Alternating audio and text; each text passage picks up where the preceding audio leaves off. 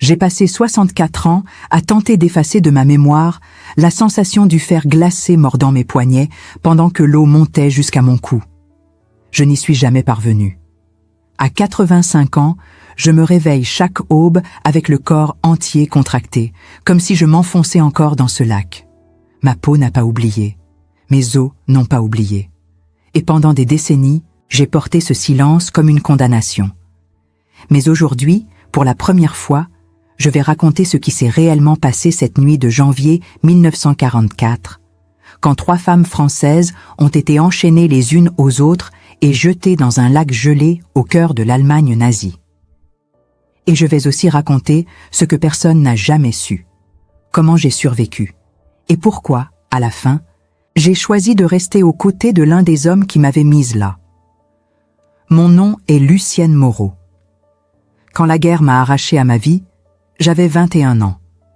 Ma sœur Yvonne en avait 19.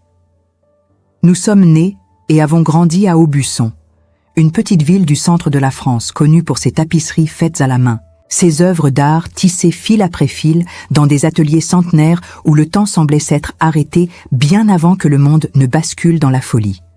Mon père était tisserand, comme son père avant lui, et le père de son père. Ses mains étaient calleuses, marquées par des années de travail minutieux. Ma mère cousait à la maison, réparait les vêtements des voisins, brodait des nappes pour les mariages. La vie était simple, prévisible, sécurisante. Je travaillais dans une petite bibliothèque municipale installée dans une maison à Colombage, près de la rivière Creuse. J'aimais l'odeur des vieux livres, le silence apaisant des après-midi d'hiver, la sensation de toucher des pages que des dizaines de mains avaient tournées avant moi. Yvonne aidait ma mère. Elle était plus douce que moi, plus patiente, plus rêveuse. Elle voulait devenir institutrice. Elle adorait les enfants et passait ses dimanches à leur raconter des histoires sous les arbres de la place centrale. Nous avions des projets normaux, simples. Se marier, avoir des enfants, vieillir dans cette région montagneuse où tout le monde connaissait tout le monde, où les familles se saluaient en sortant de la messe, où les saisons rythmaient les vies plus sûrement que n'importe quelle horloge. La guerre semblait distante, une affaire de grandes villes, de politiciens en costume, de généraux autour de cartes. Nous entendions les nouvelles à la radio, nous lisions les journaux. Mais tout cela paraissait irréel, comme une pièce de théâtre jouée sur une scène trop loin pour nous atteindre, jusqu'à ce que ça cesse de l'être, jusqu'à ce que la guerre franchisse le seuil de notre maison et nous prenne par la gorge. Ce fut un matin d'octobre 1943 que tout s'est effondré. J'étais en train de cataloguer des livres, assise à mon bureau près de la fenêtre qui donnait sur la place, quand j'ai entendu les camions arriver. Je n'ai pas eu besoin de regarder dehors pour savoir. Le bruit était différent, lourd, métallique, menaçant. C'était le genre de bruit qui vous glace le sang avant même que votre cerveau ne comprenne pourquoi. Les moteurs grondaient comme des bêtes mécaniques. Les freins grinçaient. Les portières claquaient avec une violence sèche. C'étaient des véhicules allemands. Ils se sont arrêtés sur la place centrale. Des soldats en sont descendus, leurs bottes martelant le pavé, leurs voix dures coupant le silence du matin comme des lames. Ils criaient des ordres. Des noms ont été lus à voix haute depuis une liste que l'un d'eux tenait à la main. Mon nom était sur cette liste, celui d'Yvonne aussi. Il n'y a eu aucune accusation formelle, aucun jugement, aucune explication, juste l'ordre, rassembler ce qui pouvait tenir dans une petite valise et monter dans le camion, immédiatement. Ma mère a essayé de s'accrocher à moi. Elle a tendu les bras, le visage défiguré par une terreur que je n'avais jamais vue chez elle, les lèvres tremblantes, incapable de former des mots. Un soldat l'a repoussée violemment. Elle est tombée sur les genoux. Mon père est resté immobile, paralysé, les yeux remplis de larmes qu'il ne laissait pas couler parce qu'il était de cette génération d'hommes qui croyaient que pleurer était une faiblesse. Mais je voyais sa poitrine se soulever trop vite, ses mains serrées en poings tremblants le long de son corps. Ce fut la dernière fois que je les ai vus. Je suis montée dans le camion aux côtés d'Yvonne. Elle tremblait de tout son corps. J'ai pris sa main et je lui ai menti en lui disant que tout allait bien se passer. Je ne croyais pas à mes propres mots, mais c'était ce que les grandes sœurs faisaient, mentir pour protéger, faire semblant d'être forte alors que tout en vous hurle de terreur. Elle me regarde maintenant, des décennies plus tard, assise face à la caméra dans le salon de sa petite maison en France, avec des yeux profonds et fatigués qui ont trop vu. Et il y a quelque chose dans ses yeux qui n'est pas seulement de la tristesse. C'est de la connaissance. Le genre de connaissance qui ne vient qu'après avoir survécu à l'impossible, après avoir été brisée et reconstruite avec des morceaux qui ne s'emboîtent plus jamais parfaitement. Et tandis que sa voix continue, ferme et basse, posée mais chargée d'un poids que seuls ceux qui ont traversé l'enfer peuvent porter, vous réalisez que ce qu'elle s'apprête à révéler va bien au-delà de ce que n'importe quel livre d'histoire a jamais raconté. Parce que ce n'est pas seulement l'histoire d'une guerre, c'est l'histoire d'une femme qui a été détruite, puis reconstruite, et forcée de choisir entre la loyauté et la survie, entre la haine et l'humanité, entre mourir fidèle à ses principes ou vivre en portant un secret que personne ne comprendrait jamais. Et si vous pensez savoir ce qui s'est passé dans ce lac gelé, vous n'avez encore rien entendu. Le voyage jusqu'au camp a duré 4 jours. Nous étions entassés dans des wagons de marchandises, 50 femmes par wagon, sans eau, sans nourriture, sans lumière. L'odeur était insupportable. Certaines femmes pleuraient, d'autres priaient. Yvonne restait silencieuse, agrippée à mon bras comme si j'étais la seule chose solide dans un monde qui s'effondrait. Je ne savais pas où nous allions. Personne ne le savait. Mais chaque kilomètre nous éloignait de la France, de notre langue, de tout ce qui nous rendait humaines.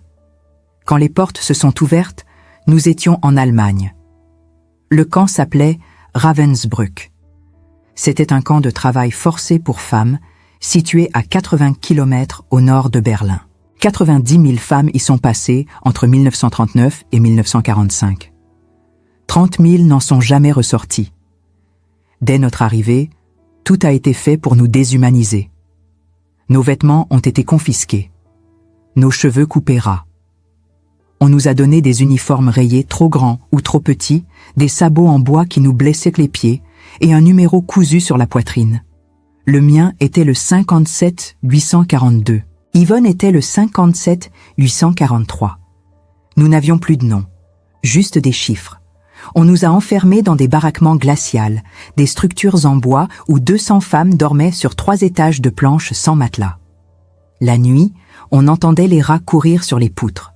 Le jour, on travaillait 12 heures d'affilée dans une usine qui fabriquait des uniformes militaires pour l'armée allemande. Nos mains saignaient, nos dos se brisaient. Si vous tombiez malade, vous étiez envoyé à l'infirmerie. Peu en revenaient. Les gardes étaient impitoyables. Certains prenaient plaisir à nous humilier. Ils nous frappaient pour rien, pour un regard, pour un mouvement trop lent, pour le simple fait d'exister. Mais il y avait une punition qui dépassait toutes les autres en cruauté. Une punition réservée aux femmes accusées de sabotage, de vol de nourriture ou simplement de désobéissance. Le lac gelé, le Schwetzsee. Un petit lac situé juste à l'extérieur du camp, entouré d'arbres noirs et silencieux. En hiver, il gelait complètement. La glace était épaisse, solide, sauf près des berges, où l'eau restait liquide, noire, glaciale. C'est là qu'il nous emmenait. La première fois que j'ai entendu parler du lac, c'était par une femme polonaise qui travaillait à côté de moi dans l'usine. Elle m'a regardé droit dans les yeux et m'a dit « Si tu y vas, tu ne reviens pas la même. Si tu reviens. » Pendant des semaines, j'ai fait tout ce que je pouvais pour rester invisible. Je travaillais vite. Je gardais la tête baissée.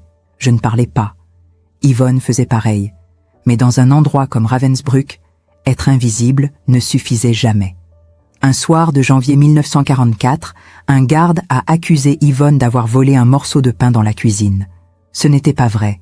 Yvonne n'aurait jamais pris ce risque. Mais ça n'avait aucune importance. Le garde avait décidé qu'elle était coupable. Et moi, en essayant de la défendre, je suis devenue coupable aussi. Une troisième femme, une Française nommée Marguerite, a été accusée avec nous. Je ne la connaissais pas bien. Elle avait une trentaine d'années, des yeux fatigués et une cicatrice qui traversait sa joue gauche. Elle ne parlait presque jamais. Ce soir-là, on nous a ordonné de sortir du baraquement. Il neigeait. Le froid était brutal, le genre de froid qui mord la peau en quelques secondes. 3 gardes nous ont fait marcher à travers le camp, puis au-delà des barbelés, vers le lac. Quand j'ai vu l'eau noire scintillant sous la lune, j'ai compris. Mon cœur s'est arrêté. Mes jambes ont refusé d'avancer. Un garde m'a poussé. Yvonne pleurait à côté de moi. Marguerite était silencieuse, le regard vide, comme si elle avait déjà accepté ce qui allait arriver. Ils nous ont fait mettre à genoux au bord de l'eau. Puis ils ont sorti les chaînes. De lourdes chaînes en métal, rouillées, glacées. Ils ont attaché mon poignet droit au poignet gauche d'Yvonne, puis le poignet droit d'Yvonne au poignet gauche de Marguerite. Nous étions liés, enchaînés les unes aux autres, incapables de nous séparer. L'un des gardes a dit quelque chose en allemand que je n'ai pas compris. Un autre a ri. Puis ils nous ont poussés dans l'eau. L'eau était si froide que pendant les premières secondes, je n'ai rien senti. Juste un choc. Un vide, comme si mon corps avait cessé d'exister. Puis la douleur est arrivée. Pas une douleur normale. Une douleur qui brûlait de l'intérieur, comme si chaque cellule de mon corps hurlait en même temps. Mes poumons se sont contractés. Mon cœur a battu si vite que j'ai cru qu'il allait exploser. Yvonne a crié. Marguerite a suffoqué. Nous nous sommes débattus, mais les chaînes nous tiraient vers le bas. L'eau montait, d'abord jusqu'à la taille, puis jusqu'aux épaules, puis jusqu'au menton. Nous avons levé nos têtes aussi haut que possible, essayant désespérément de garder nos bouches et nos nez au-dessus de la surface. Nos pieds glissaient sur les pierres du fond. Nos corps tremblaient si violemment que les chaînes cliquetaient dans l'obscurité. Les gardes sont restés sur la berge. Ils fumaient des cigarettes. Ils riaient. Ils parlaient entre eux comme si nous n'étions pas là. Comme si nous n'étions rien. De temps en temps, l'un d'eux criait une insulte ou faisait un geste obscène. Mais la plupart du temps, ils nous ignoraient. Nous étions juste un divertissement, une punition parmi tant d'autres. Ils savaient ce que le froid faisait. Ils savaient combien de temps il fallait pour que le corps commence à s'éteindre. Ils avaient fait ça avant, beaucoup de fois. Je ne sais pas combien de temps nous sommes restés dans cette eau. 1 heure, peut-être 2. Le temps n'existait plus. Il n'y avait que le froid qui rongeait mes os, le froid qui vidait mes pensées, le froid qui transformait mon corps en quelque chose d'étranger, de lourd, d'inutile. Yvonne a commencé à perdre conscience en premier. Sa tête s'est inclinée, ses yeux se sont fermés. J'ai hurlé son nom. J'ai tiré sur les chaînes pour la soulever, mais mon propre corps ne répondait plus. Marguerite essayait aussi, mais elle était plus faible que moi. Nous étions en train de nous noyer lentement, ensemble, enchaînés. C'est à ce moment-là que j'ai entendu une voix. Pas un cri, pas un ordre. Une voix calme, presque douce, qui parlait en allemand. J'ai levé les yeux. Un soldat se tenait sur la berge. Il était jeune, peut-être 25 ans, avec des cheveux blonds coupés courts et un visage sérieux. Il portait l'uniforme standard de la Wehrmacht. Il parlait aux autres gardes. Il répondait en haussant les épaules, en riant. Mais lui ne riait pas. Il insistait. Sa voix est devenue plus ferme. Les autres ont fini par se taire. L'un d'eux a craché par terre, puis s'est éloigné. Les 2 autres ont suivi. Le soldat est descendu dans l'eau. Il ne nous a pas regardés dans les yeux. Il ne nous a pas parlé. Il a simplement saisi les chaînes et a commencé à nous tirer vers la berge. Mes pieds ne touchaient plus le fond. J'étais trop faible pour marcher. Marguerite s'est effondrée dès que nous avons quitté l'eau. Yvonne respirait à peine. Le soldat nous a traînés jusqu'à un petit abri en bois près du lac. Il a ouvert la porte et nous a fait entrer. À l'intérieur, il y avait une couverture. Une seule. Il l'a jetée sur nous sans un mot, puis il est ressorti. J'ai entendu ses pas s'éloigner dans la neige. Nous sommes restés là, tremblantes, à moitié mortes, incapables de parler. Cette nuit-là, Marguerite est morte. Elle ne s'est jamais réveillée. Son corps s'est simplement éteint, comme une bougie. Yvonne et moi avons survécu, mais quelque chose en nous avait été brisé. Le lendemain matin, le même soldat est revenu. Il nous a regardés en silence.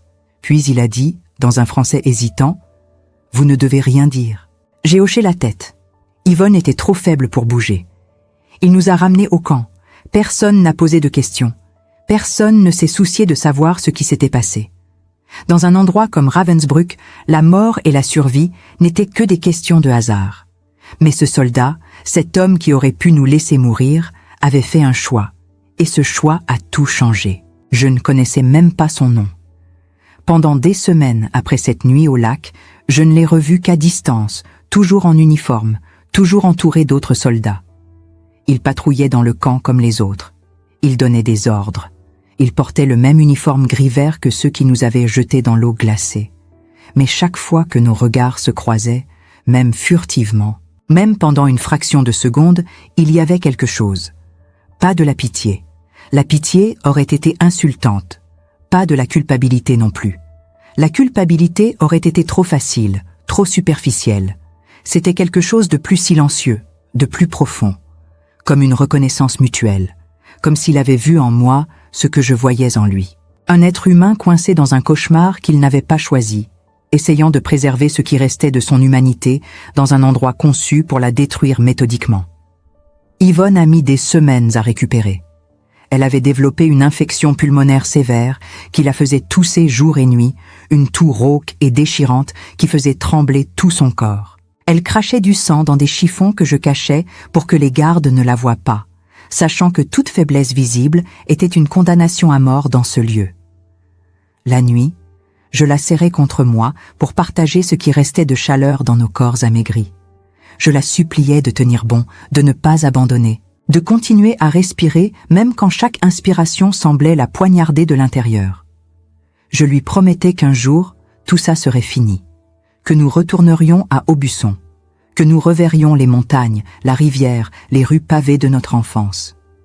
Je ne savais pas si je croyais à mes propres mots, mais c'était tout ce que j'avais à offrir. Des mensonges réconfortants murmurés dans l'obscurité glacée d'un baraquement où 200 femmes mouraient lentement.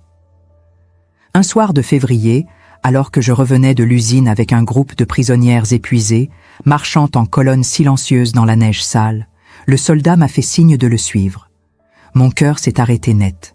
Un froid différent de celui de l'hiver m'a traversé. J'ai cru qu'il allait me dénoncer, qu'il allait me punir, que notre bref moment d'humanité partagé au bord du lac n'avait été qu'une illusion et que maintenant, il allait me faire payer d'avoir survécu. Les autres prisonnières m'ont regardé avec des yeux vides, résignés, habitués à voir leur compagne disparaître sans explication. Mais le soldat m'a emmené dans un petit bâtiment administratif vide, loin des regards, une pièce froide qui sentait le papier moisi et l'encre. Il a fermé la porte derrière nous. Puis, sans un mot, il a sorti de sa poche un morceau de pain. Du vrai pain. Pas les miettes pourries infestées de charançons qu'on nous distribuait dans le camp. Du pain blanc, presque frais, qui dégageait encore une faible odeur de levure. J'ai regardé le pain. Puis je l'ai regardé lui. Il évitait mon regard, les yeux fixés sur un point invisible au-dessus de mon épaule, comme s'il avait honte. Puis il a dit, dans ce français maladroit, hésitant, avec un accent allemand épais qui déformait les mots, « mange ». Un seul mot. Un ordre qui sonnait presque comme une supplication. Je ne savais pas quoi faire. Mon esprit se battait contre lui-même. Accepter de la nourriture d'un ennemi, c'était trahir tout ce en quoi je croyais. C'était collaborer, c'était me soumettre. Mais j'avais tellement faim. Yvonne avait tellement faim. Mes mains tremblaient, mon estomac criait. Et dans ce moment suspendu entre fierté et survie, j'ai fait un choix. J'ai pris le pain. Il a hoché la tête, un mouvement bref et saccadé, puis il est parti sans un mot de plus, refermant la porte derrière lui avec une douceur inattendue. Ce n'était que le début. Au cours des mois suivants, il a continué à m'aider, toujours discrètement, toujours dangereusement. Il me glissait de la nourriture quand personne ne regardait, caché dans des journaux pliés ou enveloppé dans des chiffons. Quelques pommes de terre, un bout de saucisse. Parfois juste une poignée de sucre volée dans les cuisines des officiers. Il détournait l'attention des autres gardes quand Yvonne était trop faible pour travailler, inventant des excuses, créant des distractions. Une fois, il a falsifié un rapport médical pour qu'elle ne soit pas envoyée à l'infirmerie, ce bâtiment blanc d'où presque personne ne revenait. Il rayait son numéro des listes, remplaçait son nom par celui d'une prisonnière déjà morte. Je ne comprenais pas pourquoi il prenait de tels risques. Pourquoi il mettait sa propre vie en danger pour 2 femmes françaises qui n'étaient, officiellement, que des numéros dans un registre. Un jour, alors que nous étions seuls dans un couloir sombre du bâtiment principal, entre 2 patrouilles, je lui ai posé la question directement. Ma voix était à peine un murmure. Pourquoi ? Il a hésité longuement. Ses yeux ont balayé le couloir vide, vérifiant que personne ne pouvait nous entendre. Puis il m'a dit, presque dans un souffle, « J'ai une sœur. Elle a ton âge. » C'était tout. Pas d'explication supplémentaire. Pas de justification morale. Pas de discours sur le bien et le mal. Juste ces quelques mots. Et d'une certaine manière, c'était suffisant. C'était même plus puissant que n'importe quel grand discours aurait pu l'être. Parce que je comprenais. Il voyait sa sœur en moi. Et en me sauvant, peut-être qu'il essayait de sauver quelque chose de lui-même. Quelque chose que la guerre n'avait pas encore complètement détruit. Mais aider une prisonnière, c'était un crime passible de mort. Si quelqu'un l'avait découvert, si un autre garde l'avait dénoncé, si un officier avait remarqué son comportement, il aurait été exécuté. Probablement fusillé à l'aube dans la cour derrière les baraquements, là où nous entendions parfois les salves qui nous réveillaient en sursaut. Et moi aussi. Il m'aurait pendu, ou pire.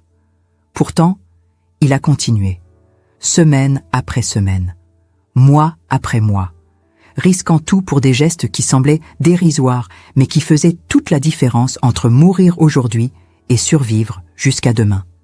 Et moi, sans même m'en rendre compte, j'ai commencé à compter sur lui, à attendre ces moments fugaces où il apparaissait avec un morceau de pain caché dans sa poche, un regard rassurant échangé à travers la cour glacée, une petite preuve fragile que l'humanité n'avait pas complètement disparu du monde. J'ai appris son nom en mars, Karl. Il me l'a dit un soir où nous nous sommes retrouvés seuls près des latrines, un endroit que les gardes évitaient parce que l'odeur était insupportable. Karl Schneider. Il venait de Bavière, d'un petit village près de Munich. Il avait été enrôlé en 1941, à 19 ans. Il n'avait pas eu le choix. Refuser, c'était condamner toute sa famille. Il m'a raconté tout ça dans son français hésitant, cherchant ses mots, s'arrêtant parfois au milieu d'une phrase parce qu'il ne trouvait pas le terme juste. Il m'a dit qu'il détestait ce qu'il était devenu, qu'il ne dormait plus la nuit, que chaque jour dans ce camp lui volait un peu plus de son âme, mais qu'il ne pouvait pas partir, qu'il ne pouvait pas désobéir, qu'il était prisonnier lui aussi, d'une manière différente mais tout aussi réelle. Un soir de mars 1945, alors que la guerre touchait clairement à sa fin et que les troupes soviétiques approchèrent de l'Est comme une marée inévitable, le chaos a envahi Ravensbrück. Les gardes brûlaient des documents dans de grands fûts métalliques qui fumaient jour et nuit. L'air sentait le papier calciné et la panique. Les prisonnières chuchotaient que la libération était proche, que les Russes arrivaient, que tout ça allait enfin se terminer. Mais personne ne savait vraiment ce qui allait se passer. Certains gardes parlèrent de nous évacuer vers d'autres camps plus à l'ouest. D'autres parlaient d'effacer toutes les preuves, ce qui signifiait nous exécuter en masse. La tension était palpable, électrique, suffocante. C'est cette nuit-là que Karl m'a ordonné de partir. Il m'a trouvé dans le baraquement alors que la plupart des femmes dormaient ou essayaient de dormir malgré la peur. Il s'est agenouillé près de ma couchette et m'a murmuré d'une voix urgente, presque suppliante, « Prends ta sœur, sortez du camp, maintenant, cette nuit. » Je ne comprenais pas. J'ai secoué la tête, confuse, terrifiée à l'idée de m'enfuir, sachant que les fugitives étaient toujours rattrapées et pendues en exemple. Mais il a insisté. Il m'a expliqué qu'un transport était prévu pour le lendemain matin. Les prisonnières trop faibles pour marcher, celles qui ralentiraient l'évacuation, seraient toutes abattues dans la cour. Il avait vu le document. Il avait lu la liste. Le nom d'Yvonne y figurait. Le mien aussi. Il a sorti de sous sa veste des vêtements civils volés, froissés et sentant le moisi, mais qui nous permettraient de ne pas ressembler à des évadés si nous étions vus de loin.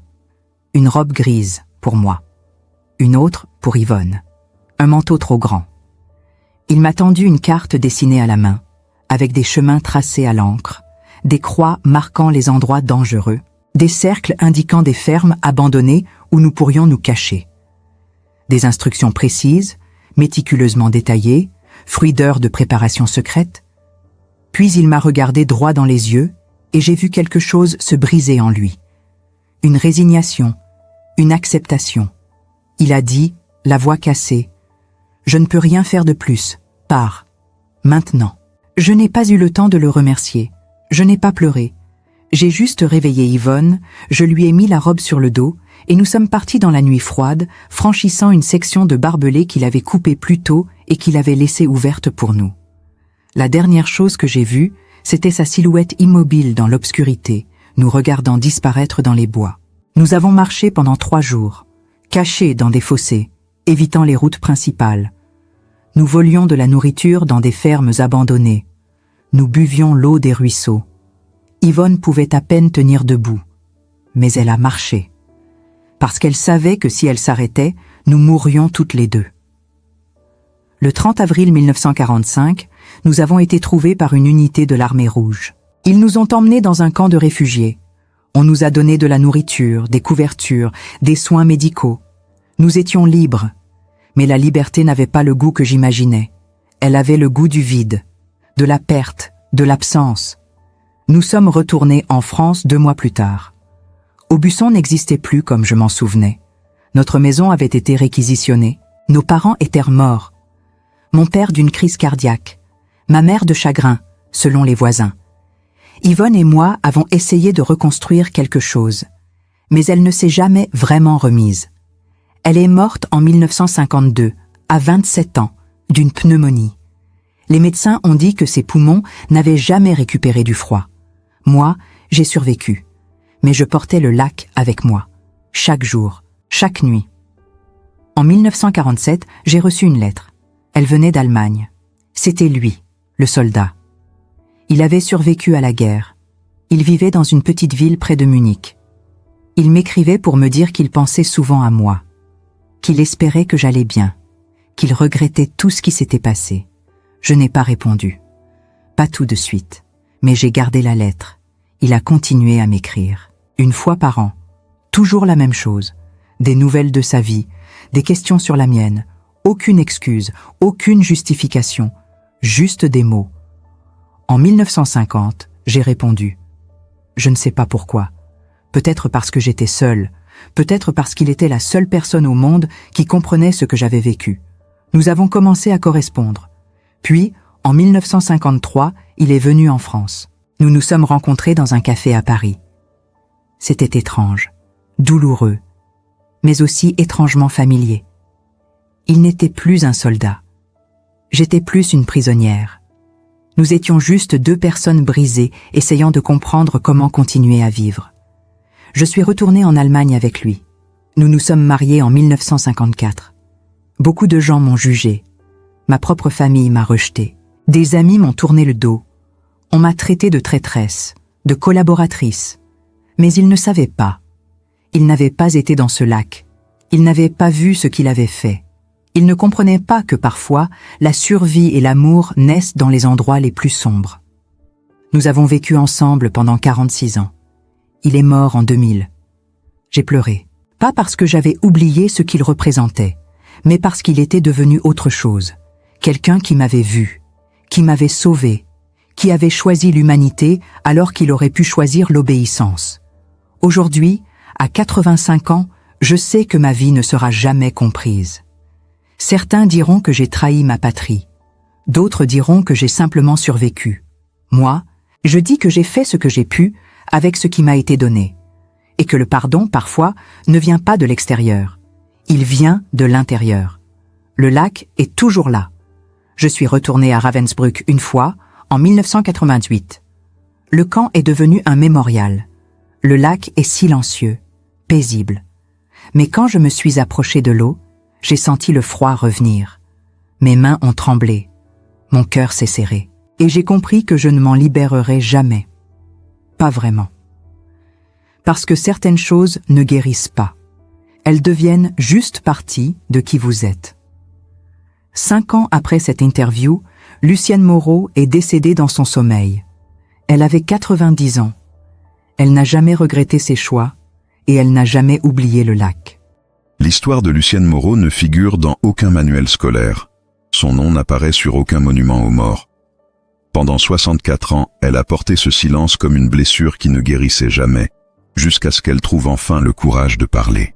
5 ans après cet entretien, elle s'est éteinte paisiblement dans son sommeil, emportant avec elle les derniers échos de cette nuit de janvier 1944.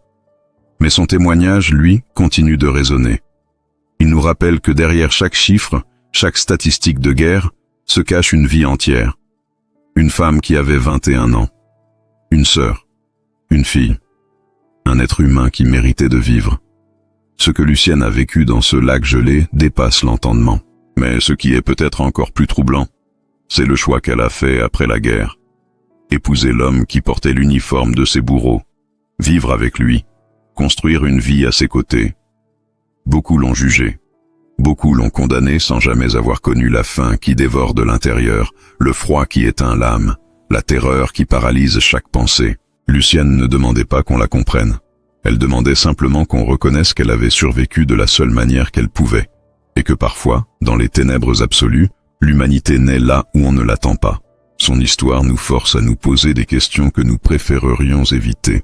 Pourrions-nous pardonner à quelqu'un qui nous a fait du mal si, dans un moment crucial, il avait choisi de nous sauver?